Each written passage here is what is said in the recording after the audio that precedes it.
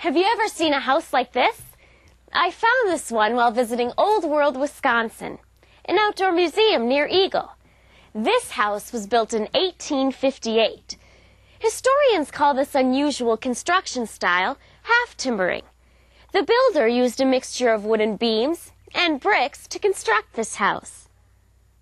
We learned last time that Wisconsin's earliest people had lived here for at least 12,000 years before any white or black people arrived. They lived in rock shelters or lodges made from bark, brush, or hides. So how did this house get built in Wisconsin?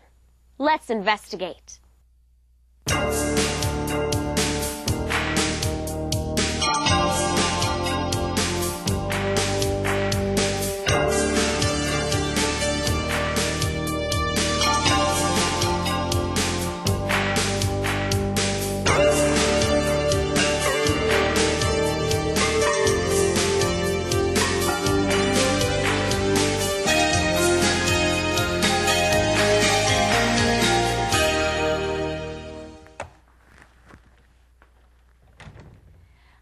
At Old World, Wisconsin, that historians believe we can tell a lot about people by looking at their architecture, which has to do with the design and construction of buildings.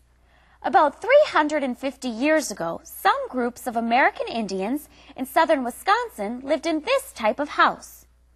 These long houses were used because these Indians lived with extended families and were primarily farmers who didn't need to move often. These people were the ancestors of the Ho-Chunk people of today.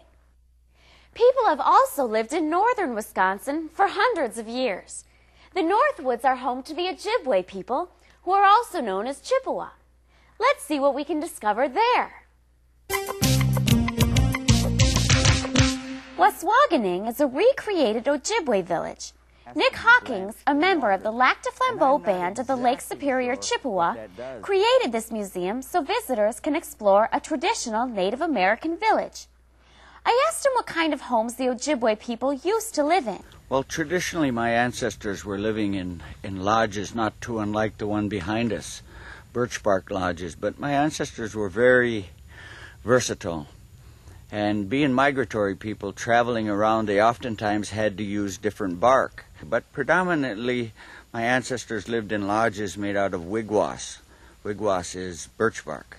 Mr. Hawkins told me that the Ojibwe people's land was not suited for farming. They moved seasonally to fish, hunt bear and deer, or gather food like wild rice. They needed houses they could take apart easily. So when the time comes, when you have to move, and our people were moving at least 3 to 4 times a year, following the seasons, as it were. We know that the Ojibwe and other native people weren't building half-timbered houses. We need to keep exploring. Mr. Hawkins told me that more than 350 years ago, something happened that would bring incredible changes to this area. Do you know what it was? The first Europeans arrived. It happened near Green Bay. This mural at the Brown County Courthouse helps tell the story. Somewhere near Green Bay, at a place called Red Banks, a French explorer named Jean Nicolet landed in 1634. He had been sent to meet the Indian tribes, make peace among them, and ask them to help the French find a passage to the Pacific Ocean. Many other Europeans followed. They came all the way from France in Europe. After crossing the Atlantic, they slowly made their way down the St. Lawrence River into the Great Lakes area. That must have been a long, difficult trip. Why do you think the European people wanted to come here? I think the Europeans came here for a new place to live. I think they came here because some of their family was already here. I think they came over because they needed freedom. I think the Europeans came here for the rich land and soil. I think the Europeans came to America because life in their country was hard. This statue in front of the courthouse provides some clues. Some of the newcomers were explorers, looking for trade routes. Others were missionaries, who wanted to convert the Indians they found to Christianity. The cultures and religions of the various Indian tribes and the Europeans were so different that it was hard for each group to understand and respect the other. Those early explorers and missionaries didn't leave any buildings behind. but most of the newcomers were looking for furs. There's a place in Burnett County where we can see a reconstructed trading post from the fur trade era.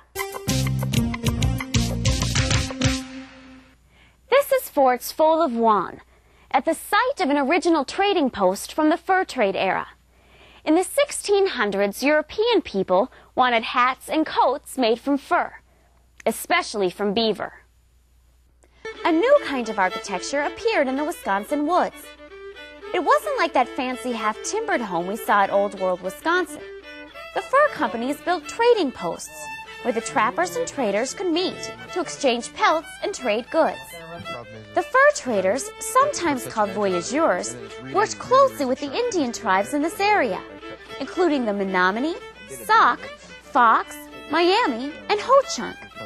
Fur companies based in Canada hired French voyageurs and Indians to trap and trade furs. Ojibwe men who were used to traveling and hunting were especially involved with the fur trade. Each spring, the fur traders paddled huge canoes filled with trade goods west along the St. Lawrence River in Canada, around the Great Lakes, and into this area. The trip from Montreal to Wisconsin and back might have taken several months. The Ojibwe people taught the Frenchmen how to make and use birch bark canoes. They also taught the traders about hunting and introduced them to new foods like wild rice and maple sugar.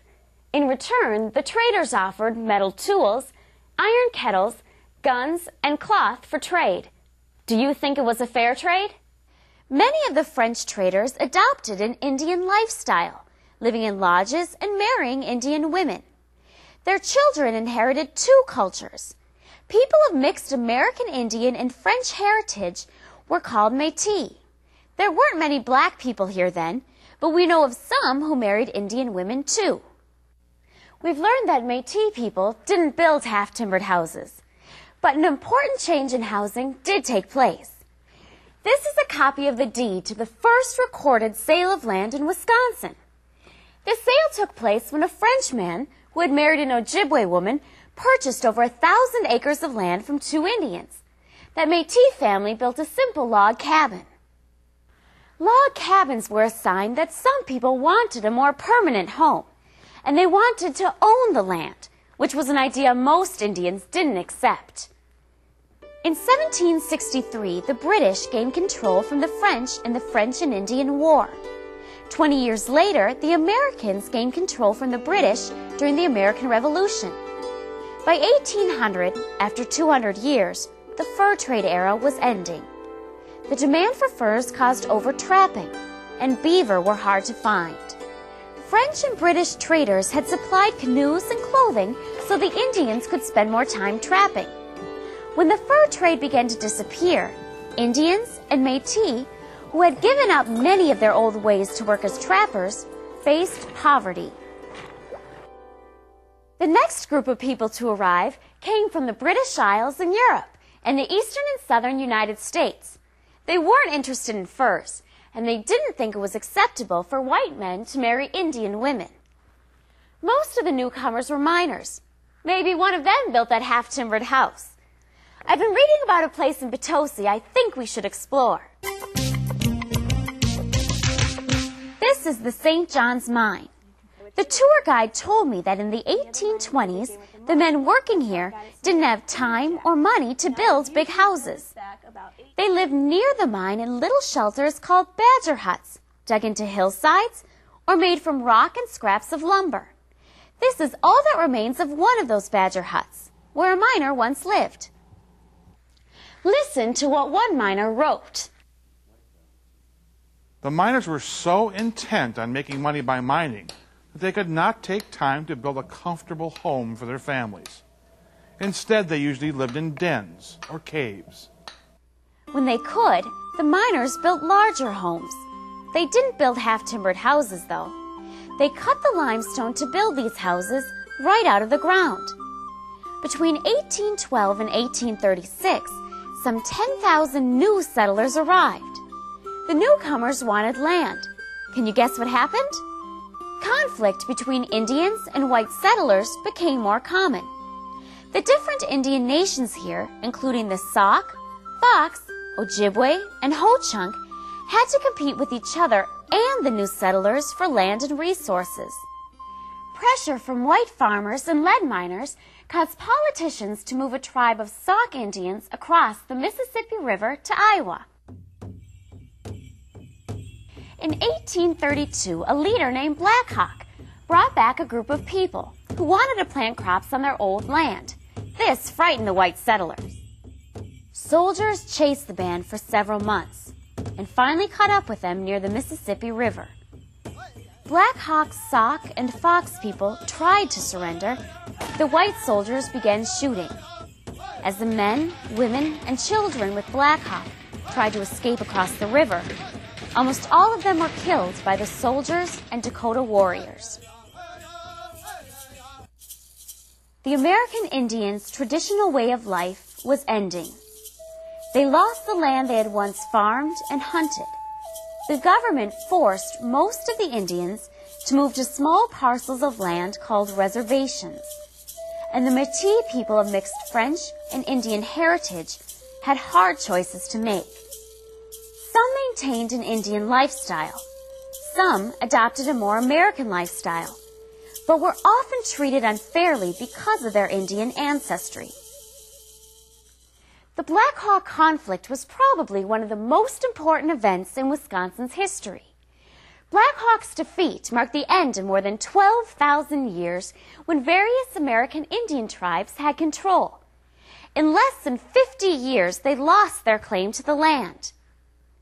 After the Black Hawk War, white leaders encouraged more Americans and immigrants from foreign countries to move here. They brought their own styles of architecture with them. Some of the newcomers came from parts of Europe that didn't have many trees, so they built half-timbered houses, like this one. I think we just solved our mystery. In addition to half-timbered houses, the immigrants brought many of their own ideas and traditions. Can you think of other changes those new settlers might have made? I think the new settlers built schools. I think they brought new clothes and different languages. I think they chopped down trees and built roads. I think the settlers brought their favorite foods. They used new farming techniques. I think they brought the tradition and cultures here. We've learned about many changes in Wisconsin's history today. When the first French explorers and traders arrived, the Indians and newcomers worked together. Many Indian people gradually became involved in the European economic system. When new settlers wanted to own land, conflicts became more common. We also learned that historians can tell a lot about people and their cultures by the kinds of houses they built. People who lived in lodges and badger huts had a very different culture than those who lived in half-timbered houses. Do you know what the oldest house in your community is? Maybe you can study some old buildings for clues about the people who built them. You can also look for clues to this period of cooperation and conflict in your own neighborhood, or visit a museum or library to learn more about it.